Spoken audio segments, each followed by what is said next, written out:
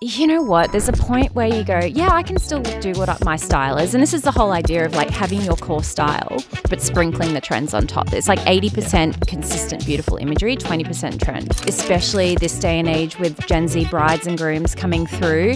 It's a whole other type of generation, you know, from us millennials, because I know, you know, this new generation have grown up on social media. What's like top 3 tips if someone wanted to get into wedding photography? Ooh, I think... Hello and welcome back to the Full Frame podcast presented by Sony. In the studio today with Shae. Hello. How are you? I'm good. I'm great. It's How was the flight in? It was good. It was very smooth and not too long, which is great. Yeah, so you said the taxi ride here was longer than the flight. The taxi ride here was longer than the flight because I came from Canberra. I was there for the weekend. So oh, okay. Yeah. Working down there? I did a site visit for a wedding coming up, but then I was also there just visiting friends. So yeah, which is really nice to kind of combine both those things. I haven't got much time off coming up, so I try to get into busy season. Yeah, so I just try and, you know, see my friends as much as I can, you know, and then I disappear for about 3 months and they never hear from me, and then I reemerge at Christmas or something, and they're like, "Oh, where were you?" Yeah. But for people that don't know you, you're based on the Sunshine Coast. Yeah, I live on the Sunshine Coast, and I work primarily about 50% in southeast Queensland, but then the other 50% is interstate and overseas. So yeah, okay. And for those of you who don't know Shae, you're a wedding photographer. I am. But so much more than that as well. Oh, yeah. Yeah, I've been shooting weddings now for about 13 years. I also shoot some fashion and portraiture, and I have a couple of commercial contracts that I'm exclusively with these companies, and that keeps me all very busy. Yeah, so sounds it's like great. it. Yeah.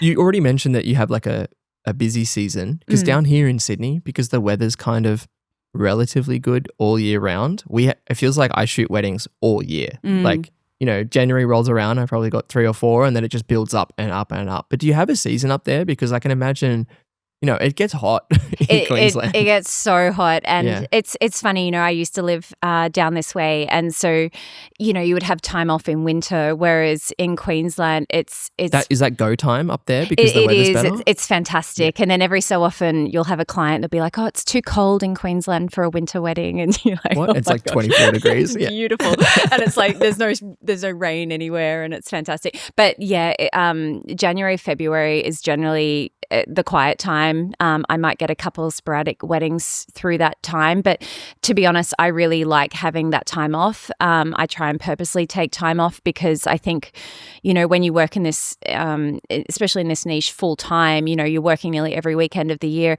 Having 8 weeks off in January, February kind of is all your weekends just joined together. Yeah, I like thinking about it like and that. It's nice. I think it's just nice to have a reset because you can get really creatively burnt out, and it's just nice to have that time to kind of reset, remember who you are, remember, you know, what you're passionate about, and also look at kind of, okay, what the year is bringing ahead and what's currently happening in the industry that people want, and kind of getting your head around that. And you know, I think it's good. Like, you know, I feel we put too much emphasis sometimes on working nonstop and saying I shoot 60 or 80 weddings a year, and it's like, how many do you shoot, if you don't mind me asking? At the moment, I aim to shoot maybe 25 max. Yeah. So I remember the days where you were shooting 60 weddings a year or 70 weddings or whatever the crazy amount is. And I don't know how I did it. And I was charging less. So it was just go. And I feel like now I have a really nice balance of 25, and I'm really happy with that. You know, it's you enough. give the client a better experience well, because you have so much more mental energy and time to be able to kind of like meet their needs. Yeah, exactly. And I feel like when you go through this industry and you kind of get into the point where you're starting to shoot weddings that are more high end, you know, the couples deserve and also need a bit more attention as well. And you can't be shooting 60 weddings a year, you know, when you've got that kind of clientele. And it's really nice to have that balance because you feel like you're doing a good job at the end of the day. So, yeah. You mentioned about the burnout. One thing that I noticed very early on is like you develop a really good relationship with, you know, a specific planner or a wedding venue, and then you end up shooting the same venue over and over. And I felt like you definitely get into like a bit of a creative rut because Every couple's different, but shooting the same venue, sometimes it does get a little repetitive. It does. And, I'm very lucky. I have a amazing array of venues especially in Southeast Queensland and on the Sunshine Coast that do recommend me. And I'm really thankful for that, because the support they give me and the support I give them in marketing material and knowing that they will have couples that are well looked after by me, that arrive on time, that, all those things. There's a really nice relationship there. And you do end up shooting at the same place quite a lot. But at the same time, every time I shoot there, and especially at the start of the year, I'm always thinking, what can I do differently? How can I change this up? What can we change so it doesn't look the same, or it doesn't look anything like the venue, so people go, where is that? And you're like, oh, it's this venue, which I always shoot at. And I think like that's also a really fun aspect to the job, that challenge. Yeah. Yeah, I think you've got to make your own challenges for wedding photography. Not that there's not enough already. Yeah. There's already enough challenges, but definitely trying something new, or even like what you're doing with branching more into like larger scale workshops. Because a lot of people get a lot of value from wedding workshops specifically, because it's such a hard niche to break into. If you don't have the portfolio and you don't have the connections, how do you even book a couple? Yeah, exactly. And I think, so I run workshops through Sony Scene, and the thing I really enjoy about them is because, wedding photography as a career, there's no bachelor degree in it. There's no, you don't go to tape. Well, you can do tape courses and bachelor degrees in fine art and photography, but there's nothing for wedding photography. It's so unregulated. Baptism by fire, I think is the best way. And it it's a double-edged sword, because it allows you the freedom and creativity to discover who you are and your style, but at the same time, it's in some ways it's unregulated, and the only way for us to learn is by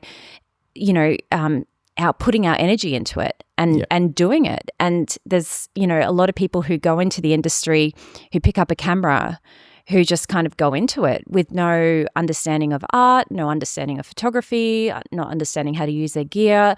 And so to provide these beautiful workshops where people can come along and, it's not just like a quick grab of images for their portfolio, but it's a mentor session prior. It's kind of preparing them, okay, each part of the workshop, we're going to focus on this aspect to photography, and I go through the settings that you need and what to look out for at a certain part of the day of a wedding, and practice that and have that time to practice it before they go into it. It's so valuable, and I just see so many attendees who come along, they're just ecstatic because they've learned something new, they're inspired, and they just feel more confident. And I feel like workshops and content shoots can get a bad name because they can be a quick grab for content with not much substance behind it. So I hope whenever I do my workshops, like, there is a lot of substance behind it, so people actually are educated. So I mean, even just knowing where to stand.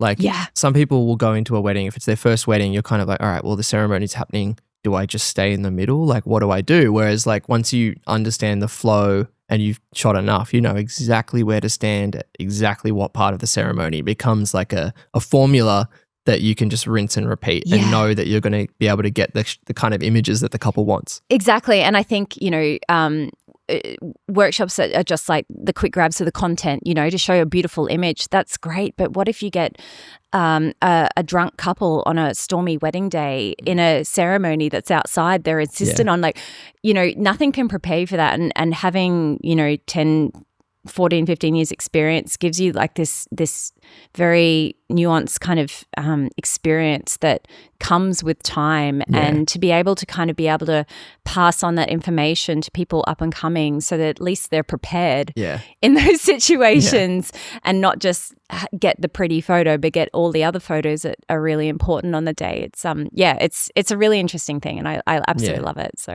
having a good mentor is really good. Like James Day was mine.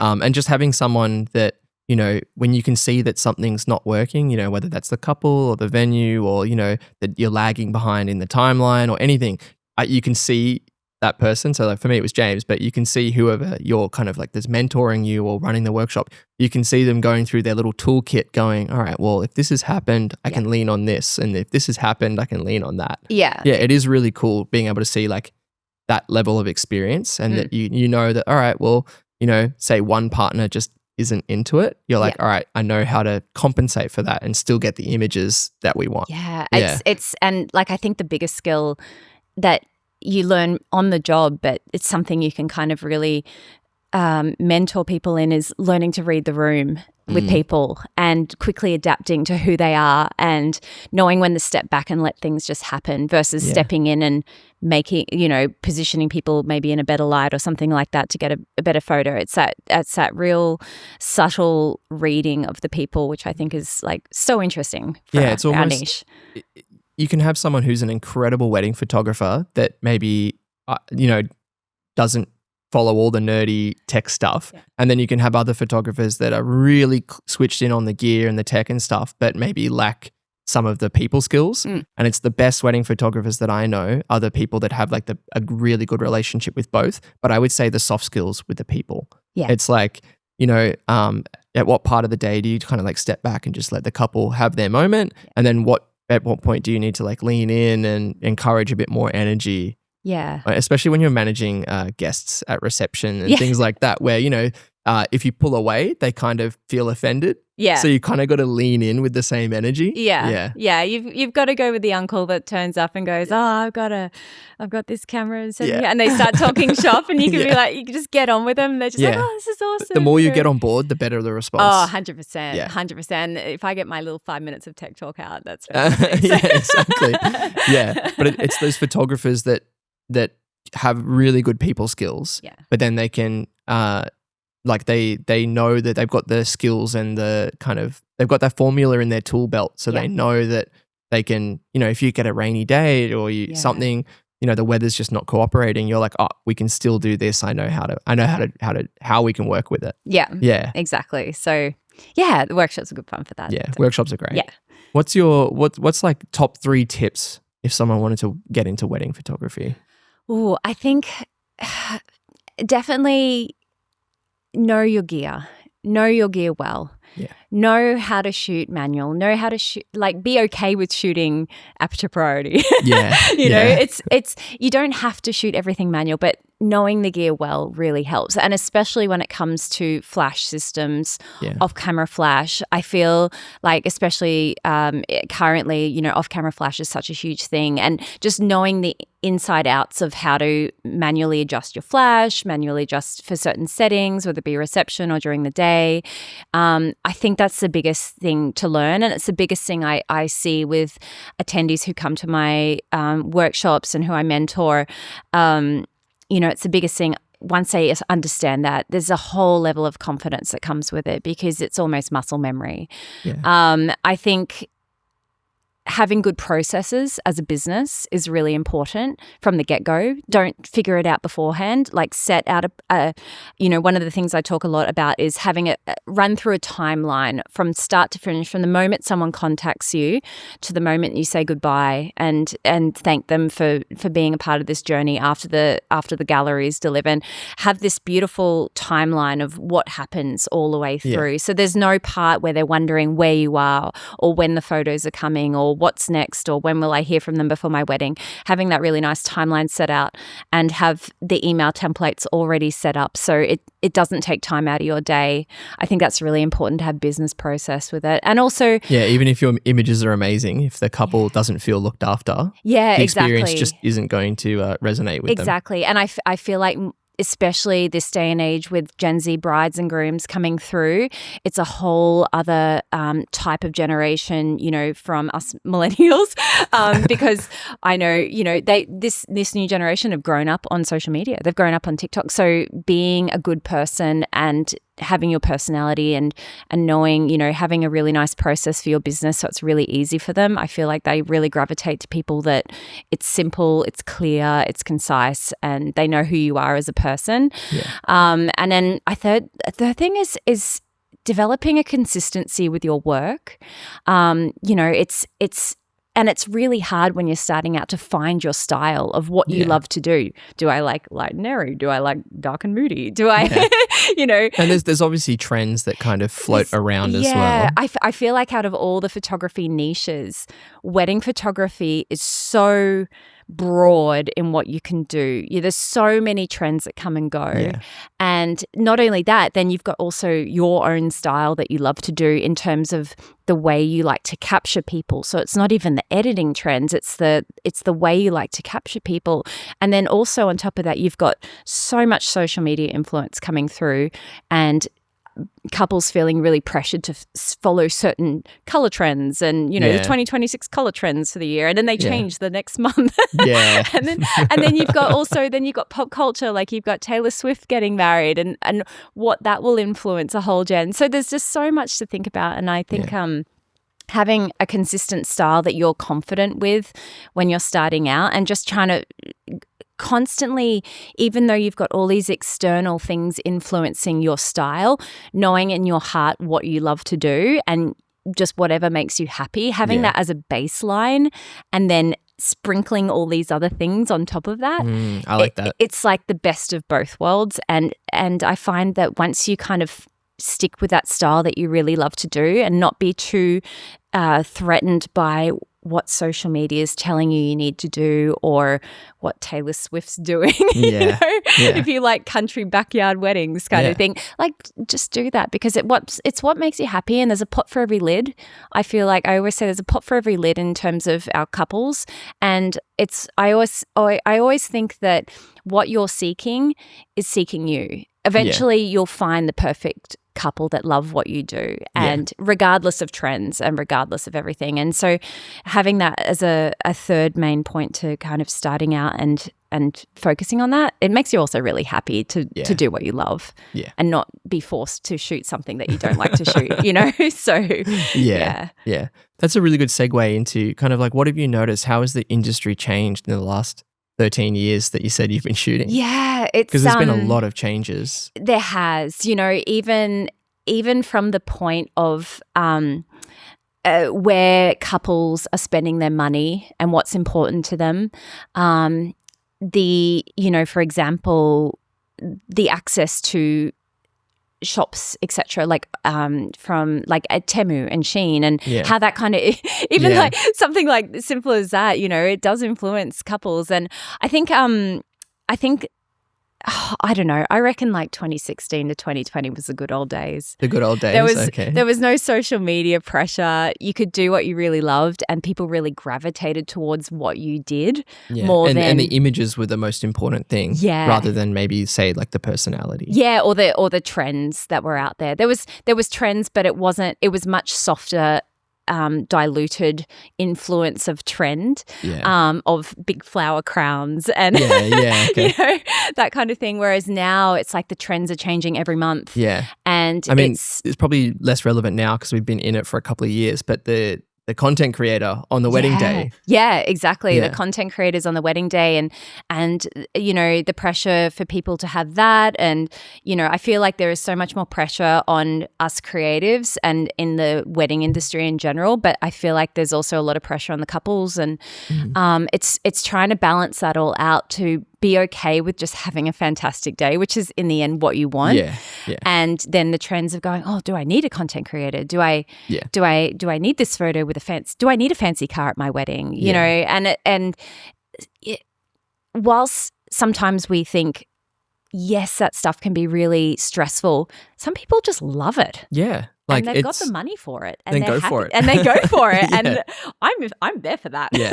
My only critique is that because of social media, I feel like there's a big trend now, less so in the wedding photography space, but in the video space where they're bringing like 6 people and the teams are getting bigger and bigger and bigger because they want to deliver something above and beyond. Yeah. But I feel like it's a law of diminishing returns where at some point the day becomes a production and stops being a wedding day. It does. Yeah. I think, which is interesting too, because in another way, I'm seeing a real shift towards much more candid photography. And, maybe 10 years ago, it was expected to go away for, say, 2 hours for portraits, whereas now the 45 emphasis, minutes. It's 45 minutes, and now the emphasis is also on the couples getting more candid, loose editorial cocktail hour photos, where they want just to relax and just have a good time, but also like include their friends and family more. Because the thing is that this new this new generation of kind of brides and grooms coming through, they've grown up with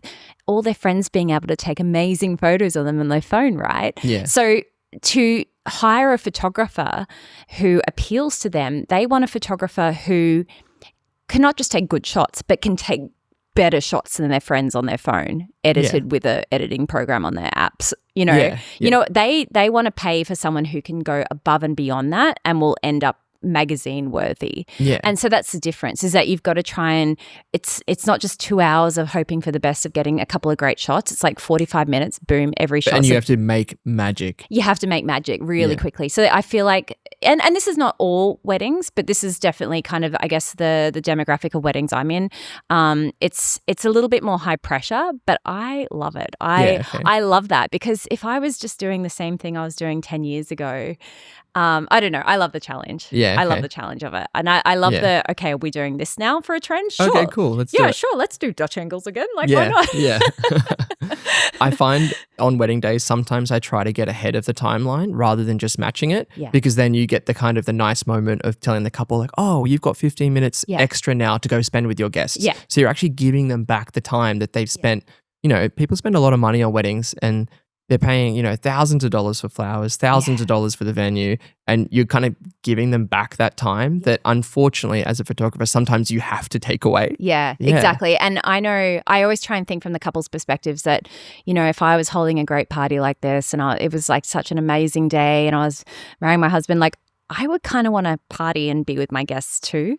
So I think the expectation of, say, going off down the road half an hour to go to a field, like especially, as I said, for mine, it's so different for every different kind of area in Australia and, you know, country weddings or city weddings. You know, I think people are happy just to get a couple of really nice, great photos and just go enjoy the party. Yeah, and then spend more time with friends and family. Especially because, you know, there's sometimes there's, you know, obviously parents, grandparents, but then like guests are flying a lot more internationally now as well. So it's like they've come all this way, like go spend some time with them. Yeah, exactly. And it's really nice. Like, because then also you kind of don't have to just sit in the portrait world of the wedding photography, but you can kind of go back into that more documentary journalistic field of photography for the rest of the part of the day, which is so much fun as well. Yeah, my favorite part of the day is getting some food. And then just sitting on a telly and getting those beautiful candids at cocktail hour. That's the best bit. It's like the first time you get to relax in about 8 hours. Yeah, exactly. And just hydrate.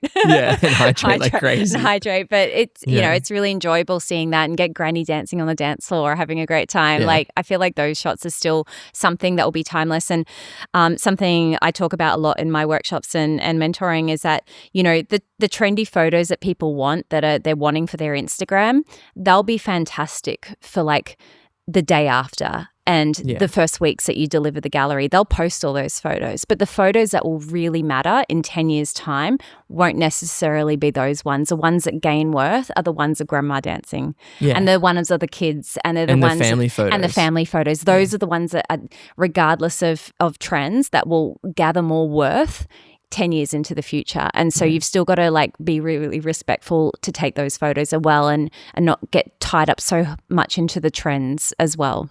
Yeah, because as much as it is about the couple, it's all of the guests are there for a reason. Yeah. And like they need to be included in the gallery. Yeah, they do. Yeah. And like I mean, fashion these days is so great at weddings. Like everyone turns up dressed to the nines and everyone just looks amazing. So one of my favorite things is definitely like before the ceremony starts is taking like really nice photos of couples. Yeah. You know, you go up to them and they're like, oh no, don't worry. And you're like, oh no, why are you fresh and sober? And they're like, oh, well, actually, yeah, let's get that photo now. Let's get that photo. And then boom, like the couple's got like a beautiful photo to give their friends and it ends up on Insta and everyone's happy. Like, and great way of getting business because you've already established this really nice connection through the guests as well, which is not, you know, what you were setting out to do. It's not the tactic, but it works well. Yeah, definitely. We used to do that a lot with like just using like the Creator app. Because that way you can just transfer. Yeah. So James would keep shooting. I'd transfer a couple of raws to my phone of, he's like, oh, you guys are getting engaged. Can I get a photo? Bang, bang, take a couple of shots. Yeah. And then, you know, I'm quickly in Lightroom doing an edit and then just airdrop it to them. And then they have a great experience. Yeah. And you leave a really good impression on them as well, which is a win-win for the industry. It is. Yeah, definitely. Yeah. What kind of challenges do you find? Like, are there more challenges now than when you started or? Yeah, I think I think with the challenges these days, I mean, nothing scares me anymore. There's not much that makes me nervous when going into a job. I feel like if you prepare well going into a job, then a lot of the day works out really well.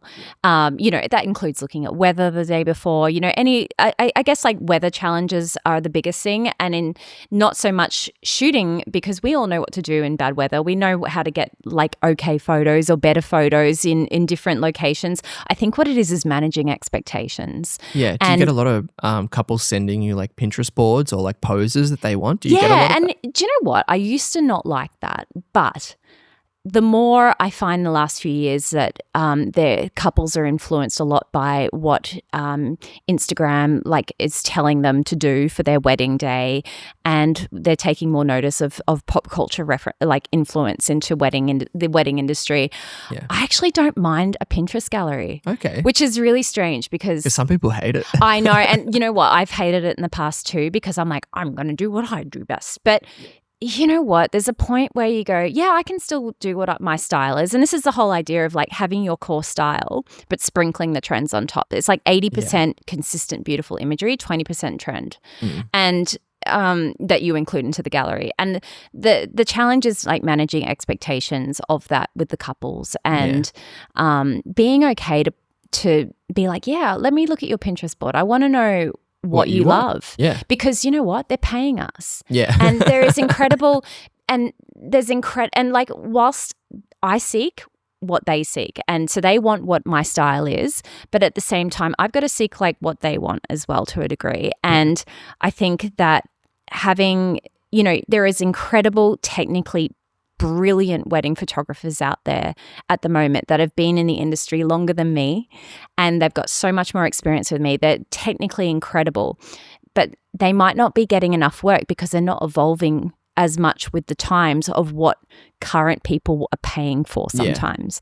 And it's really important, I think, to always have your finger on the pulse of what is trending, what people want, what people will pay you for. Yeah, because they might be different things. They might be different things, and you've got to set your ego apart, and you've got to set I'm not going to do that because, that's so stupid, like slow motion shutter drag shots or something like that. Like you've got to be a little bit accepting of that, because that's where the market's going, and that's what people want. Like people want filmy looking photos. Yeah. Because but not everyone, but a lot of the younger generation do. And so it's good to kind of have that and managing expectations of, okay, how can we create that? How can we, combine what we both want together and create that for your day? And so I think the challenge is in, style, managing expectations, time on the day, time on the day, I think, is the biggest one for me. It's like if a couple's reviewed some of your work and they found like a hero image and they go, we want that, and you're like if you look at the run sheet and you're like, that shot might even take me 5 minutes to set up because I need flash and a couple of other little key factors that have got to come into play. It's like, we might just not have time for it. Yeah, exactly. My advice to everyone about the whole, do you plan timelines with your couples? Oh, definitely. And I send them out when I send the booking form. Okay, cool. So I will go, I would like this much time for this. Yeah. So a lot of the time before they actually book me, I will book them in for a video chat. I really like having a video chat or an in-person chat with them before they even book me. Okay. Because by that point, I know if they're booking in a video chat or an in-person chat with me prior to booking, they're going to book me anyway. So it's just and they're a bit more serious, hopefully. Yeah, definitely. It's very rare, and I think like it's a great way to get to know each other and like ask them what they want. But also I can kind of give them a bit of a light run through of how I work on the day, just so they have an idea. And I go, hey, like I know this venue. If you want, I'll send you like a little timeline of what I found worked really well in the past for other people. And I say to them, you don't have to follow this. I could do that in 5 minutes if you really want me to. But I prefer a little bit more time. I prefer a little bit. But, it's more like if you want this quality and if you want this, it won't take forever, but this is how much time I need. Yeah. And having that from the get-go can influence pretty much their whole day when it comes to it, which is fantastic. So the biggest issue I find on any wedding day is always family photos. because that's the one that will always blow out the timeline. Yeah. Because, you know, as a photographer, if you've only got 5 minutes for couples portraits, you will just lock in and make it happen. Yeah. Whereas like that's the one that you can't control because guests disappear and, you know, Uncle Bob's gone Uncle to the Bob's toilet. gone away and then you can't do this photo or generally they always sent you a list of our family photos. I'm like, I don't know these people. Yeah. You know these people. You need someone on the day that knows everyone that can coordinate it, because expecting a complete stranger to know Uncle Bob and Auntie Susan and like we don't know what they look like. We don't know where they are. We don't know what side of the family they're from. Like all of those kind of issues come into play.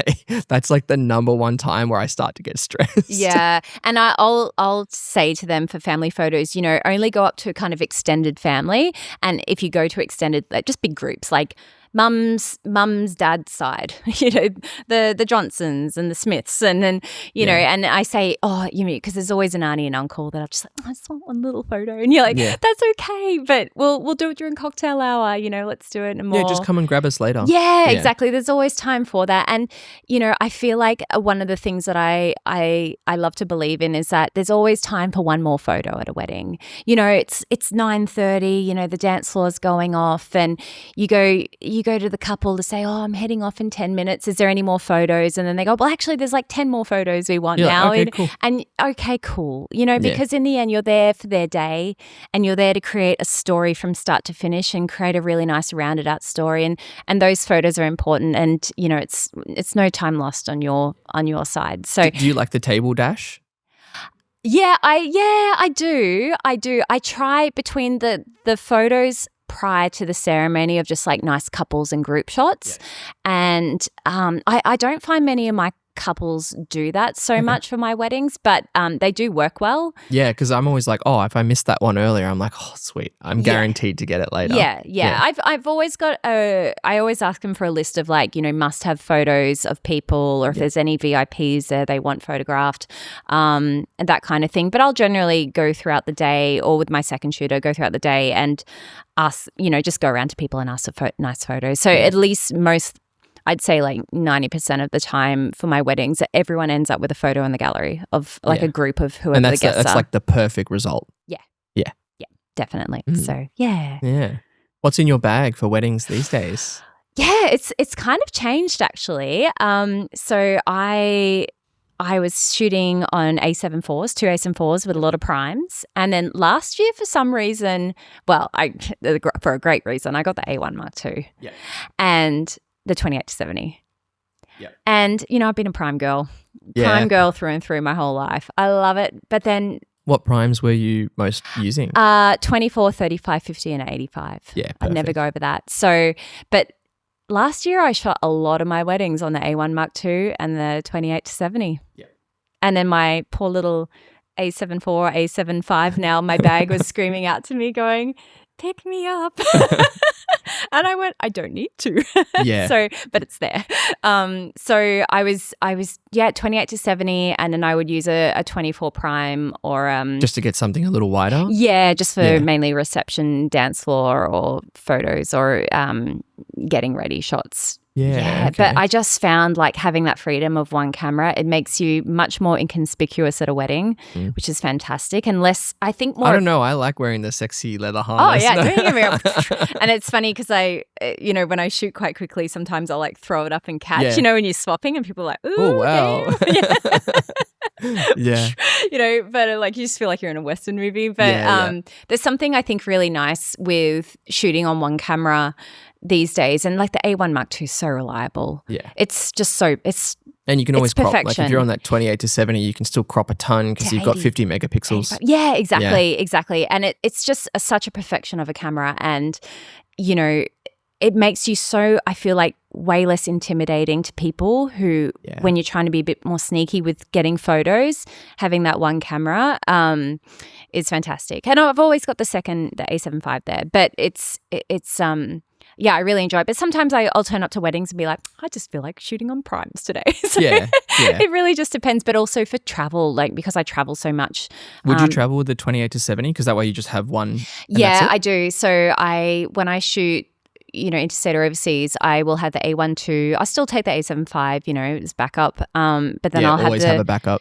don't go into any kind of professional shooting without a backup. Yeah. One day something will happen. Yeah, exactly. And even lenses, like, the 28-70 is fantastic, but I once had a wedding where, I had my bag down on the ground and I had my 16-35 in it, and someone picked up my bag to move it and the lid was open, and the 16 I just watched it in slow-mo, the 16-35 just drop.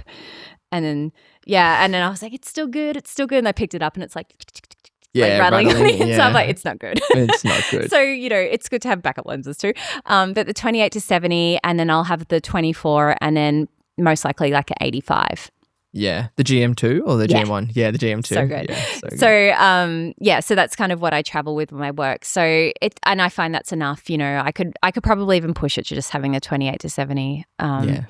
But just having that bit of backup's good too. Yeah, so. There's a few other wedding shooters I know in the area that are moved across to the 28-70 and the 51-50 actually. Yeah, definitely. It's just a bit chunkier. It's a bit chunky, but that's okay.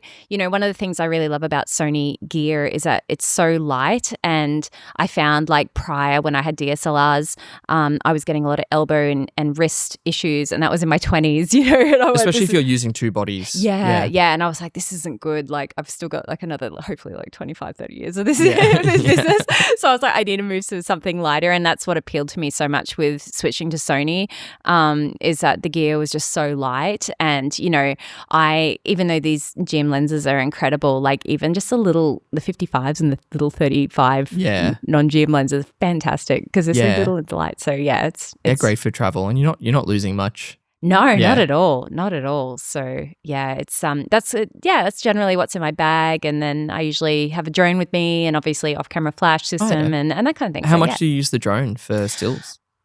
Not too much, mainly for establishing shots, and maybe some shots, say, after the ceremony of everyone mingling, just kind of like bird's eye view, and then obviously like outdoor reception shots, that kind of thing. So yeah, okay. The only time I've ever seen people using them is like those really big weddings, like 400 guests. Yeah. And you're like, if I shoot this on a 16 mil, they have to stand on like a hill for me to be able to fit everyone in. So I see people put drones up. Yeah. Yeah. And that's just the easiest way. I hate getting up on those rickety like step chairs, ladders. Yeah. I'm like, let's make this quick, That's why public liability exists. Yes, it is.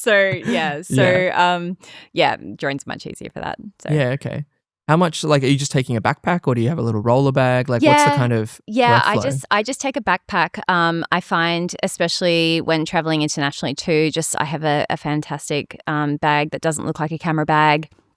Somehow looks tiny on my back but can fit everything, and that's good. You just hope that like someone frail doesn't try and pull it down for you off a plane. And you're like, no, because it's like 10 kilo and you hope no one weighs it. But it's and then you end up putting like bodies in your jacket, when they do weigh it, 'cause it's over. Yeah. I usually take a trench coat where you open up like watches. Yeah, but it's just FZ 100 batteries. Yeah, I know, and it's funny because I don't look very kind of presumptuously that kind of person, so it's kind of funny when I do go through security. But yeah, so I try and keep it pretty small and light, and really like you don't need too much. Yeah, you really don't. Like it's you could. Yeah, but traveling for weddings is it's a big undertaking because the costs do add up significantly, and I don't think couples always understand that if they want you and they want your look and your style and your personality, it's like, all right, well that's travel insurance, travel, accommodation, flights, like it adds up very quickly. It does, and you've got to be really smart about that, especially if you want to get into more destination work. Yeah, because you've been doing stuff in Italy, I've seen. Yeah. So I shoot a lot in Europe, and I shoot a lot kind of in New Zealand and Fiji and that kind of thing, and we all want to do it. Like everyone wants to do it, it's right? Pretty cool. It's pretty cool, but at the same time, it is still work. And in the end, especially if you're working full time, you've still got to pay your own superannuation, your tax. Yeah. Like you've got to think about those things. You've got to be smart about your business and how you earn money. And it's really important to kind of make sure you cover yourself. Maybe it's great to do it just a couple of times here and there, but if it's something where you realize you're getting a lot of that work, like you don't want to shortchange yourself. Yeah. Because what you do is good, and you're there for work and you invest a lot into it, so you need to make sure you safely cover yourself when you are kind of traveling, or even if it's interstate, making sure that these are the charges, accommodation and flights and that kind of thing. So yeah. I did a costing for a wedding to shoot in Portugal. I didn't end up getting the booking, but the cost, because it was a video, so I'm minimum taking 3 bodies, 2 tripods plus audio gear. The cost to get all of that gear there was going to be more expensive than the wedding quote. Yeah. And I was like, that's crazy. Yeah, it is. And like the extra weight does. And you end up taking like 1 change of clothes. Yeah. You can't fit anything else in. Yeah. But because it's more important that I have an 85 prime than having a spare pair of socks. Yeah. Exactly. And sometimes, especially like the European weddings, because a lot of my reception work, my flash is not on my camera at all. I'll set up on stands, so I'm getting really nice and controlled ambient light. What flash are you using?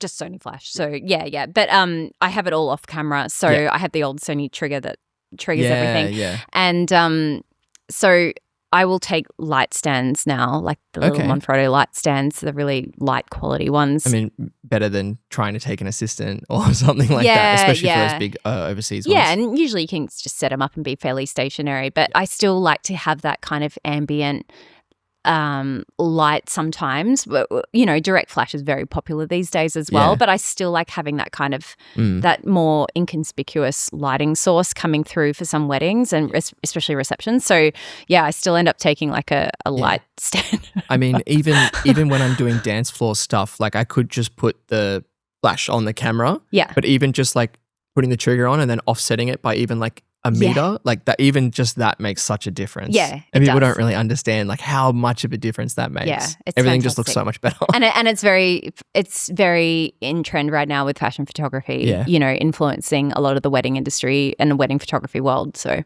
yeah. What's your prediction for 2026 wedding wise? Oh, who knows? I think I somehow feel that Taylor Swift is going to influence us a little bit, whether we like it or not. Yeah. I feel like there's a lot of people waiting out for that, for what she's going to do. Yeah. It's really interesting because I think that editing wise, people are leaning in 2 directions. They're either going for the really cinematic kind of edit, or they're going for the really clean, almost closer to true to life, because there was a very yellow phase. There was a very yellow phase, and there was a very no yellow phase. Where I feel like it's either one of those 2 things. It's kind of a bit more darker cinematic, or it's going more clean fashion photography, what you'd see in magazines, high fashion magazines, that kind of thing. So I feel like those 2 things are really trending, but at the same time, again, it comes back to just doing what you love in the first and foremost. Yeah. But just, keeping an eye on those things, it's exciting because it teaches you something new, or it just adds something extra to your skill set when trends come and then sometimes go. So that's a question I have for you. Why do so many wedding photographers have beef with the color green? I don't know. I don't know. See, like I love a soft muted green, but like occasionally you see something where it's like there's no green, and it's like they've booked this beautiful venue with like a maze and a beautiful garden, and it's not green. And the thing is too is that vendors, especially florists and stylists and planners who like plan these beautiful weddings that have certain color schemes, etc., they will want photos showing that green for their work. So it's unless it's like so stylized that's what you're known for and people love that, it's like it's worth just bringing that HSL yellow slider up just a little bit. Because I like a slightly softer green, which is like kind of beginning to be a bit more of a trend now. Whereas like I just think about maybe 5-6 years ago, it was like green does not exist. No, everything's dead. Everything looks dead. Bring El Nino back. Yeah. The fires have just rolled through. Yeah. That's great. No, it's it's interesting. But I think also the difference is that we're so heavily influenced by the whole Italy wedding thing that over there, the colours of the greens are more blue. Like they're more a blue-based green. They're not kind of like a yellow kind of neon. Yeah, and especially in Queensland, everything's neon green. Which colour palette do you like the most? Sunshine Coast or New Zealand? Oh, much more New Zealand. It's just such a softer blue-green. It works well with skin tones. It doesn't reflect strongly onto the skin if you're standing under a neon green tree or a neon green grass, in the tropics. So I think that's the difference, is that we try and get rid of that neon green, but we've just got to try and keep that little bit of like that beautiful blue-green in it. So, and I think that's what influences people now, is that they're starting to bring green back. Yeah, bring green back. Yeah. Any other predictions for the year? Oh. What is the rest of your year looking like? It's busy. Yeah, it's busy. Every second year I try and do less overseas work just to be at home. I find also you can get into a rut if you get too much overseas work, you lose the rolling momentum of local work. So it's really important to balance that out. Everyone thinks you're gone. Yeah, everyone thinks you're gone. People stop recommending you because they're like, oh, I think she's like over here she's again. Off doing something. She's off doing something, like gallivanting around. So I think it's really important to make sure you kind of keep both markets very equal. Yeah. And so this year I've only got the start of the next kind of 2 months, 3 months, I'm New Zealand, Tassie, North Queensland, Victoria, and then back to Italy. And then after that, I'm just back home, which is I'm actually really excited for. So, yeah. And that'll be nice. Back at the end of the year. Yeah. And then next year's kind of booking up again, New Zealand and Italy. And how far ahead do you like to book? Because I know some people that try to book 2-3 years ahead. I like to book 6 months, 8 months ahead because I don't know what I want to do in 8 months' time. I don't even know what I want to do tomorrow. Yeah. I'm the least spontaneous person. Oh, okay. Because I book when I book, and sometimes it might be 2 years ahead if that's when they want to book me. I don't have my open books, closed books. I know that works as a really great marketing tool sometimes because, or if people don't know what they're doing in 2 years' time, so they want to keep their books closed, so to speak, and then they say my books are open for 2028, for example. Yeah. And then you get a big influx. Yeah, because you have people waiting at the door for you, and that's really great. Whereas for me, I book when I book, and I generally find I book out 12 to 14 months in advance. So if I do want to plan any travel for myself or otherwise, most of my international bookings book me at least a year and a half out. Yeah, okay. So, which is fine, but it's strange. I think people are booking much sooner, like much later. Yeah. So I'm still getting, in the last month I've had 2 bookings for May. That's close. And then last week I've had 2 bookings for July. Yeah, okay. And, my July, because I'm only shooting 20 to 25 weddings, my July was pretty free. And I was like, okay, I'll go on holiday. But now I'm like, I've got 3 bookings in the last week for July. I'm like, I can't.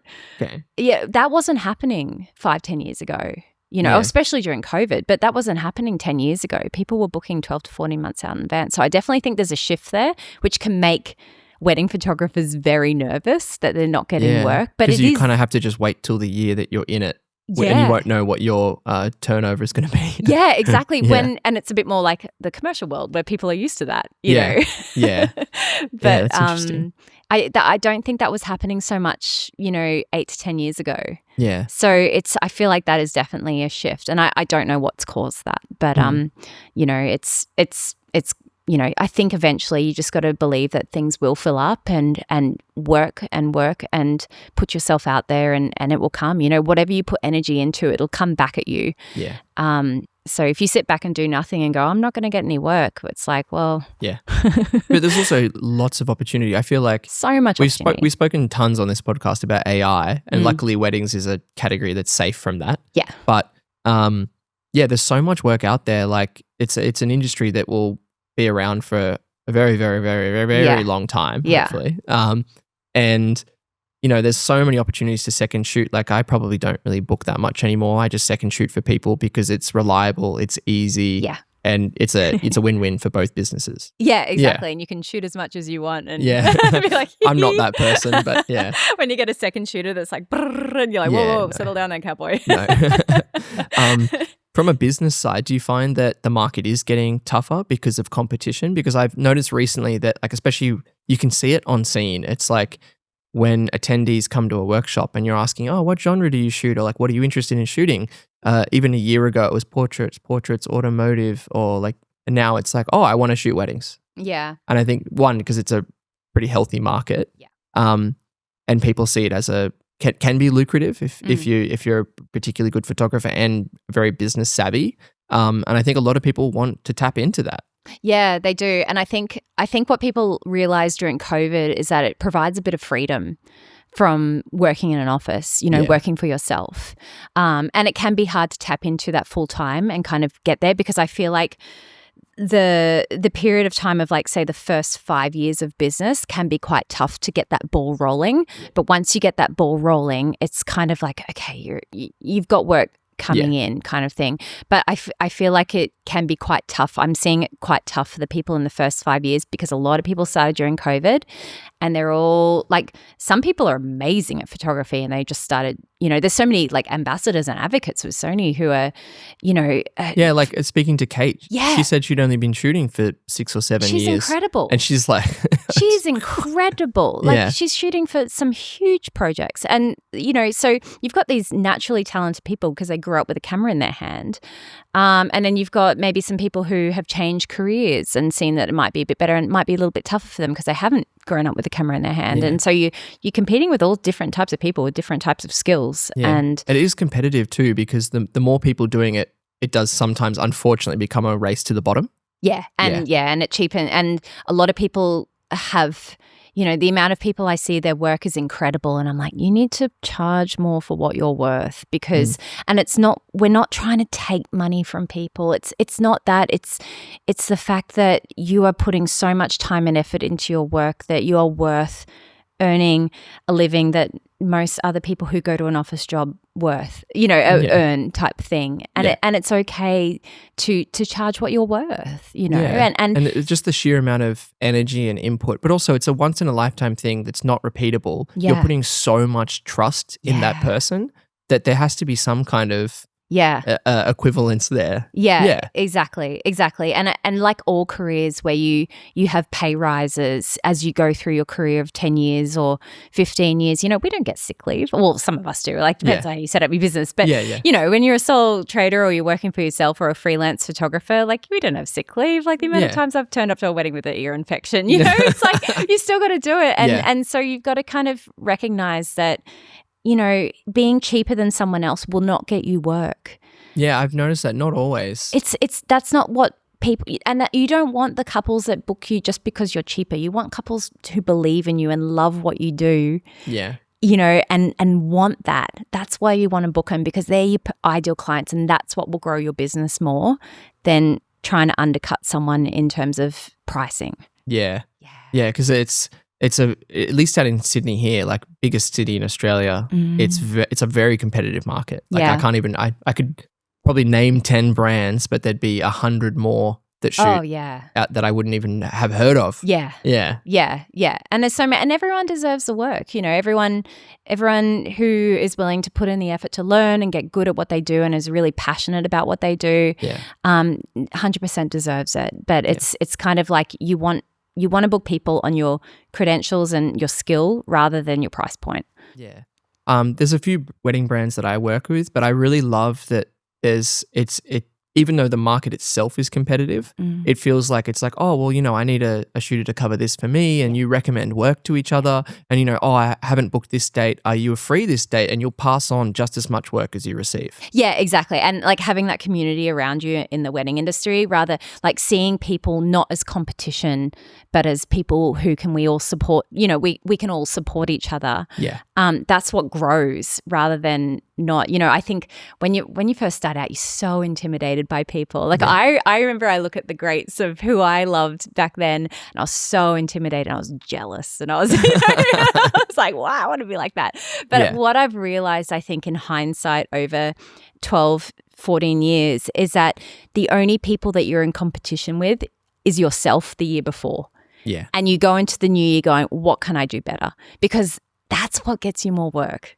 More than going, oh, that person's doing this. Oh, maybe I should be doing loose editorial when I don't really like loose editorial photography. Or, like, oh, why am I not being featured in magazines? It's like, that doesn't matter. It doesn't. It's what you focusing on yourself and bettering yourself wherever you are in that journey. Yeah. Of your career, whether it be the second year or the 10th year and you're intimidated or struggling with work, that's all it comes down to is like, how can you outbetter yourself from the year before? Yeah. And it's just such a relief to have that type of pressure on you rather than focusing on what other people pressure. do. Yeah, 100%. 100%. The biggest compliment I think you can get as a wedding photographer is having another wedding photographer ask you to shoot their wedding. Oh, yeah. I feel like that's more than that's the pinnacle. You're like, all right, sweet. Yeah. Someone that does what I do trusts me to do it for them. Yeah. And like me, when I turn up to a wedding, I'm not kind of yelling at everyone to sit down. Yeah, exactly.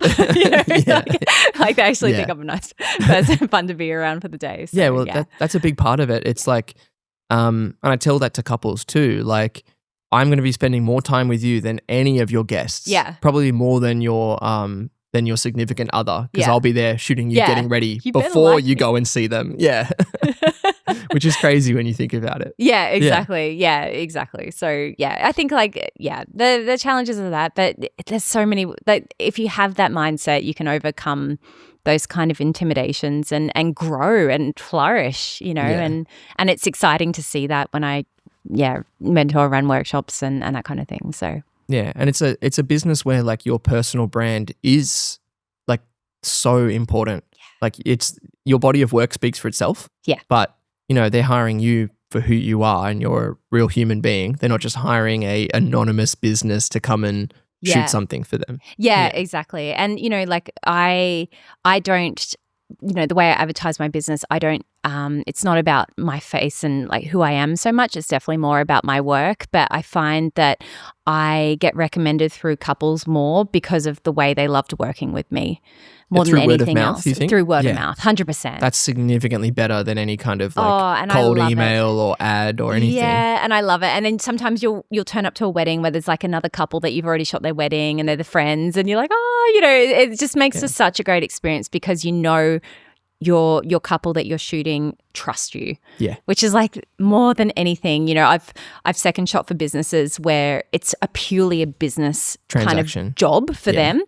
And it's such a different kind of interaction that you have with couples in those businesses. And that's okay because maybe the couples are okay with that, So I'm not dissing it. It's just a different type of business structure and approach to wedding photography. But I do notice that the couples will give me much more direction with what they want. Yeah. And they'll be like, oh, can we go over here and do that? And I'll be like, oh, okay, like that's not my, what I do, but I'm more than happy to do that, but I do notice a difference between that. And it always makes me fall back into kind of why I do what I do and be like, oh, I love it. I love it because I get the couples that just love and trust me. So yeah.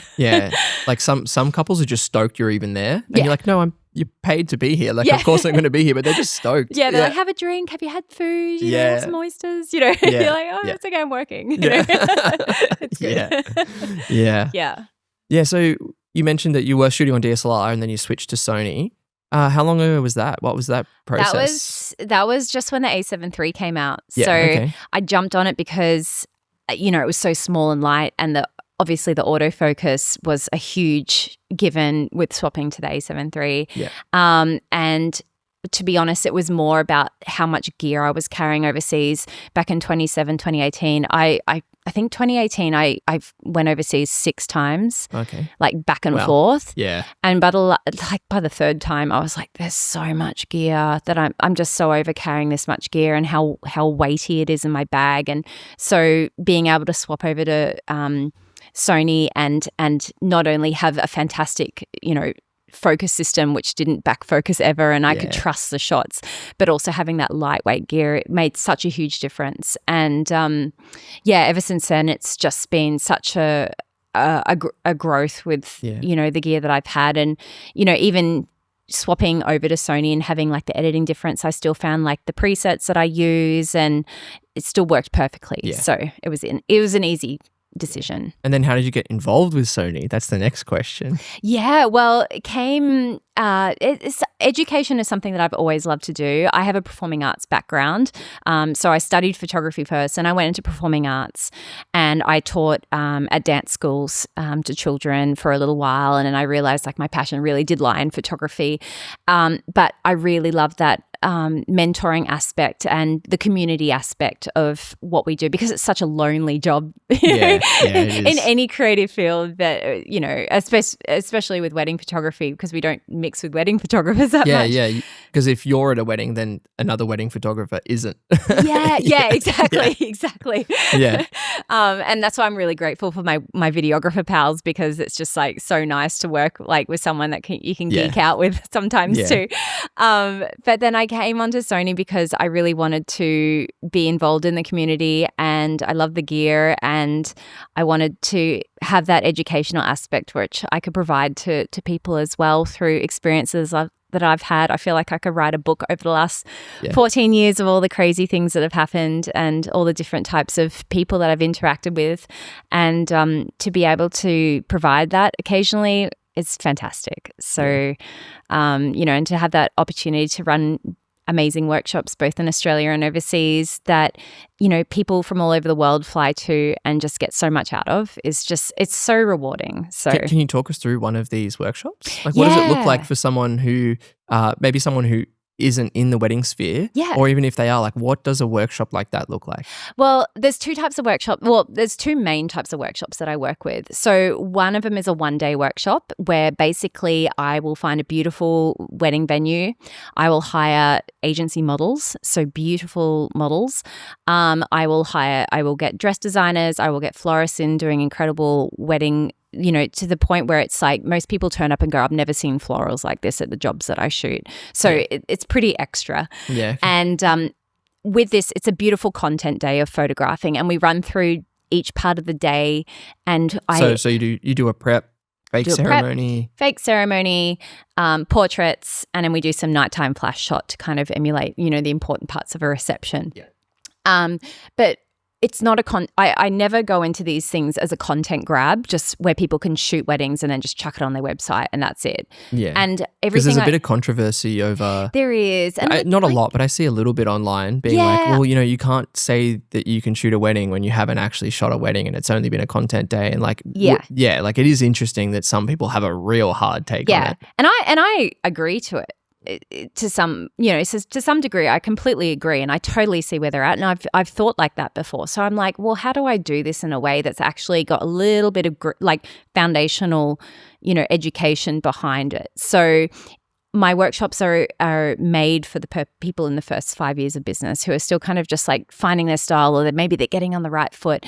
They're made for, you know, we walk through each part of the day and I talk about, you know, where I shoot here and then why I would shoot here at a ceremony and what I focus on and how I kind of get both things if I'm shooting by myself, you know. So we have like online sessions prior to the day so people are really prepared. I go through settings so people can turn up knowing what settings to use for each part of the day. So I feel like it just gives them a little bit more than just a photo, you know, which is the main thing, because I don't want people going away with these incredible photos of these incredible setups that I make. Yeah. Because also I just love planning this stuff. Like in my creative brain, I'm like, let's do this colors and that. Like I really enjoy putting the scenes together, but I don't want them going away with just like a photo and that's it. And then because it means it's not repeatable. Yeah. And then brides and grooms are looking at their portfolios going, oh wow, like they're shooting at this fancy place. Yeah. And wow, they must be like amazing and have all this experience when they don't. So it's like, how can you push some education into that so it kind of gets them up there? Yeah. Which is, I think, way more exciting than just turning up and freaking out because you're shooting with 30 other people. Like my workshop's only a maximum, like generally 10 people. So really small group. We break you up into small groups. There's different stations so people aren't on top of each other. Yeah. So that's my one-day ones. And I've got 2 coming up in Italy, which is really exciting. Cool. I've got a few weddings over there. So I was like, why not? You know, I was laying in bed. You're already there. Yeah. I was laying in bed at night going, why not? Why don't we just like hire a castle? Yeah. When am I going to do that? So I've hired this incredible castle. Are you doing 2 days, like back to back? I'm doing 2 days. So one is one is just north of Florence, and it's more English cottage garden, very Romeo and Juliet looking villa. And the other one is a full-blown castle on a little fortress town south of Florence. And we have an incredible team. We've got some people flying over to set it up. The florist is flying over. Wow. The stylist is flying over. I've got incredible hair and makeup artists. The models are incredible professional models, but also a couple. So it's always better when it's a real couple. Yeah. Oh, 100%. But also, like, it just helps, like, for people when they're investing so much into these workshops, especially the overseas ones, that they've got a couple that feel comfortable in front of the camera too. Yeah. So it's good to have that. So those are going to be amazing. So they're the one types of workshops. And then I also run 3-day retreats. And these retreats are for people who are a bit more established in the industry. They might just work their butt off during the year and shoot lots of weddings and never do anything for themselves. And maybe their families are sick of hearing them talk about photography and they want 3 days away where they can just talk shop for 3 days in a beautiful location. So I ran one last year with a co-host in New Zealand, and it was 3 days in Queenstown in this mansion that we all stayed in, and we had guest speakers fly in. And the highlight for that was we did a heli wedding kind of shoot where we had so there was 12 people in total. Is that flying up to the top of the Remarkables? Yeah, which is incredible because most people, I swear I could hear them screaming from the other helicopter like, so excited. Those helicopter elopements, I see so many of them now. They look amazing. I feel like they're coming. I feel like the mountain elopements sliding back in there, back in the, in the day when Icelandic elopements were the thing. Where they were really popular. Yeah. And I used to, I went to Iceland, did that. And like, I feel like they're starting to come back a little bit, which is great because it's fun.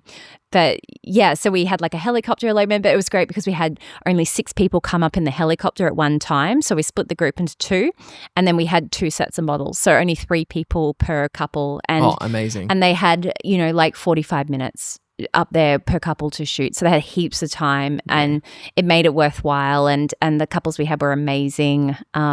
Because people don't understand that in order to book that kind of work, you need the portfolio of that kind of work. Like I see so many people, they're like, oh, I'd love to shoot such and such. Like I'm shooting a bunch of sport at the moment because I want to transition into sport. Yeah. But doing like a lot of free work because it's like, well, you've got to build the portfolio. Like you can't expect to get booked for something that you can't even demonstrate that you can do. And it's so true even for destination weddings, because shooting weddings in Europe are so different to Australia. Yeah, I mean, you're working with a different language. Most people are speaking Italian or French. And a lot of the other vendors will then also be speaking another language. Yeah, exactly. And they can speak English and they're very accepting, but it's also like it's a very different culture. And time-wise, sometimes things are a little bit different. And so having that knowledge before you go over and to reassure the couple this is what will probably happen, and also their expectations, and just, a lot of them are Australian couples that go over. And so to say to them, like, it's slightly different, but don't worry, it works out, It's good to have that kind of experience. Yeah. Big cultural weddings are also like harder. Yeah, I've shot some like a ton of Vietnamese, Cambodian. Yeah. And like those weddings, like the format is just so different. And without any experience, like me going into that, I was like, okay, like I don't really know what's coming next because things are so different, and it's so fun being a part of that new experience. Yeah. But it is scary going in because you're like, do they do, you're in a ceremony and like, do they do the kiss before the rings or like the rings happening after? Like, when's this happening? Are there even rings? Like, Catholic weddings, they don't even tell them to kiss. So you've just got to be ready to go, and know when that's going to happen. In cultural weddings, and we get them in Queensland, but not so much. But when I was working down here, I had a lot of those like Greek weddings, Lebanese, and all the different traditions that you'd have. It's so interesting. But it's like so fun being invited into that space. Yeah. And I think, for photographers who maybe have never done it before, but they maybe get asked to do it by a friend or they get hired to do it, it's really worthwhile maybe second shooting at someone who's already doing those quite a lot, just to kind of get the lay of the land of what happens throughout the day, because there are many traditions that in an Australian kind of culture that we don't have. Yeah. I mean, it makes our Aussie weddings look really boring sometimes. But like some of the like big, large wedding venues, like really big on fireworks, like for the entrances. Yeah. And if you, like you said earlier, like don't be afraid to shoot in aperture priority. Yeah. Because more often than not, like you're exposing for the doors to open. Yeah. And then you're waiting for the couple, you're ready, you're all locked in, or your flash is locked in, and then the fireworks kick off. And if you're in manual, you're just not going to be able to roll that ISO back fast enough. No. And so like little things like that you just have to be so prepared for. I shoot a lot in AV. Yeah. A lot. Yeah. Most of the day. Because, it's also, it means that you can focus on the people more than the settings. Yeah. And you can focus on your composition more than the settings. And I feel like those things are more important, when you've got such great cameras who can figure it out themselves. Yeah. Receptions I shoot manual a lot of the time. But like for most part of the day, I'm happy to. It doesn't hurt my ego. Yeah. I'd rather be able to talk and not even look through my camera and just know that, when you're on the dance floor and definitely. You don't even have to look at what the camera's focusing on because it'll find an eye somewhere. Yeah. I talk about this in workshops as well, but like relying on the eye autofocus to the extent that I can like have eye contact with you. If I was shooting you, say like, you're shooting the couple, you can ask them, oh, what are you guys doing? Like, what are you excited for? What's coming up? Are you going away for your honeymoon? Like that kind of stuff. And you're not hidden behind the camera because you can have the camera here and you're just trusting that it's doing its job. Yeah. It's so much better with working with couples. Yeah, exactly. Yeah. So don't be afraid to. Don't be afraid to shoot an AV. It's okay. You heard it here. Shae quote. Yeah, I think people think about the settings too much. And I see it a lot, especially with not necessarily junior photographers, but people that are really like invested in their own education. But they'll ask you like, what settings are you using? And my answer is always, well, what's the light doing? Yeah. Like, it depends. Like if you can't just copy and paste, someone says, oh, shoot this at f4 at ISO 100 at 1/1600th of a second. Yeah. Well, that works for the day that they shot it, but it's not going to work for the cloudy day or the sunny day that you're shooting it. Yeah. And it circles back to that whole kind of, point one of the 3 points that are most important is learning to use your gear. And so if you've got that base knowledge, you can learn to break the rules a little bit. Yeah. But definitely. know that you've got that there, you know. So it's kind of like relying on complete like like complete auto. I know you do that. But, like having that knowledge behind you and then knowing when you can break the rules a little bit, especially in such a artistic kind of genre of wedding photography where we can do anything we want. You know, we could follow the rules. We can completely not follow the rules, and it still ends up in a magazine. You just never know. And and the people that are booking you, they might like to have a non-rule follower photographer. And that's okay. But it's like still know it because that just reminded me of another question. Yeah, how much are you shooting horizontal versus vertical? I shoot a lot vertical in portrait mode, mainly because is that a change that you've noticed? Because 13 years is kind of like pretty much phones became the number one image making platform 100% in that period. 100%. And I think because my wedding photography style is very much influenced by fashion photography and that's generally vertical. Yeah. And my brides and grooms love, that my ideal client is someone who is interested in fashion and interested in arts, and a lot of that is vertical. So that's the reason why. But I also think it comes down to like the lens choice. So, I don't pick up a 50. Oh, I pick up a 50 a bit, but 85, not so much for portraits. Yeah, I'm shooting a lot on 24, 35. Yeah, because they complement a vertical frame slightly better, I would say. And it's more fashion. And younger couples these days who are kind of fashion savvy and like that kind of artistic style, of that editorial style, they've grown up shooting 0.5 selfies on their phone. Yeah, okay. And so they much prefer that aspect and that kind of lens choice of like a 24 or a 35 or even a 20. They like that. Yeah. But it's also like how they're going to display and view those pictures. Yeah. Like if you're doing a fine art album, I love the idea of a landscape. But if majority of couples are probably looking at their galleries on a phone. Yeah, exactly. Which is crazy. Yeah, which is crazy. Yeah. So a lot of it is vertical and obviously establishing shots and group shots, horizontal, that's fine. But portraits, very rarely. Yeah, I just thought that was interesting because I think that would be something that you could track across. Oh, yeah. I don't know if you could filter in Lightroom by aspect ratio, but it would be interesting to look at anyone's body of work and see like when Instagram boomed and then everything started shooting vertical. Yeah, exactly. I just think it's interesting. Yeah, and I do think that the way lenses are trending, like what people like, they much prefer, the 24, 35. Portrait. Yeah, the environmental portraits in terms of getting, because they're used to that. They're looking at it on their phone in the 0.5 or one times or whatever. One times. Well, one times is a 28 mil. So exactly. Right at the front of the 28 to 70. Yeah, exactly. And people love it. So, and yeah, I think that's where it's going. Gone are the day. Well, I mean, you still get beautiful close-ups. And again, it comes down to like what you love to do. And like, the beautiful close-ups of the eyes, or like, people love that stuff too. But majority of the gallery is not that. No, exactly. Yeah. We're just a slave to trends. Yeah, but you said obviously earlier, like you can buck the trends a little bit. Yeah. Oh, yeah. 80% consistent, beautiful, what you love to do. 20% sprinkle those trends like crazy. Yeah. Yeah. And enjoy them coming and going.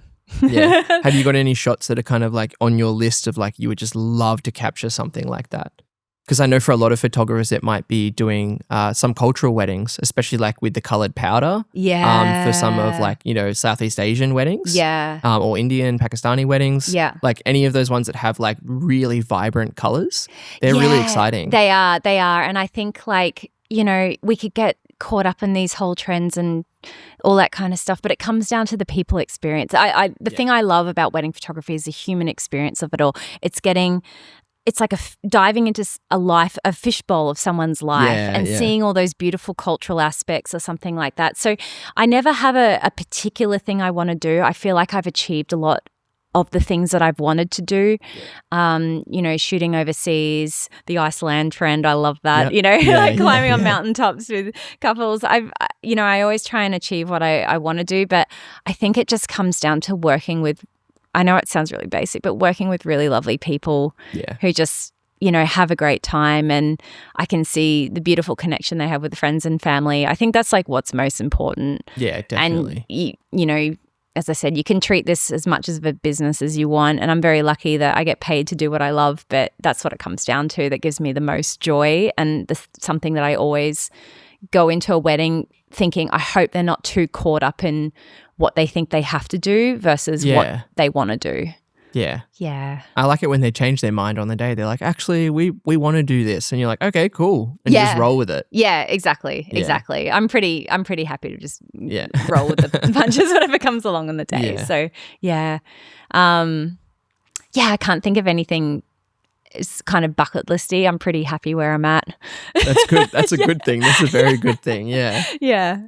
Yeah. So you've got a couple more workshops coming up this year? Yeah, I do. So I've got the 2 Italy workshops. I'm running a really fun portrait workshop, which will be more on the commercial fashion branding, lifestyle e-commerce type thing, and we're focusing on the new A7 V for that, which is really exciting. We're going to have a bunch of A7 V there for people to play with.